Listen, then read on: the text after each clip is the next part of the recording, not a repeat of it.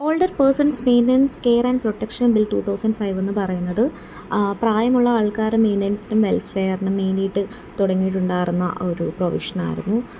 അതായത് ഈ ഫാമിലിയിൽ നിന്നും സ്റ്റേറ്റിൽ നിന്നും ഇവർക്ക് മെയിൻ്റനൻസും വെൽഫെയറും കിട്ടുന്നതായിരിക്കും.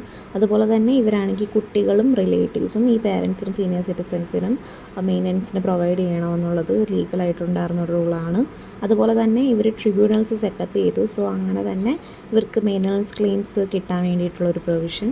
അതുപോലെ തന്നെ സീനിയർ സിറ്റിസൺസിന് പ്രോപ്പർട്ടി ട്രാൻസ്ഫേഴ്സ് കൊടുക്കണമെങ്കിൽ അവർ കുട്ടികൾക്ക് കൊടുക്കണമെങ്കിൽ ഈ മെയിൻ്റനൻസ് പ്രൊവൈഡ് ആവണമെന്ന് എൻഷുർ ആയിരുന്നു. അതുപോലെ തന്നെ ഓൾഡ് ഏജ് ഹോംസ് എല്ലാ ഡിസ്ട്രിക്റ്റിലും വേണമെന്നുള്ളതൊരു സ്ട്രിക്റ്റ് ആയിട്ടുള്ളൊരു റൂളായിരുന്നു.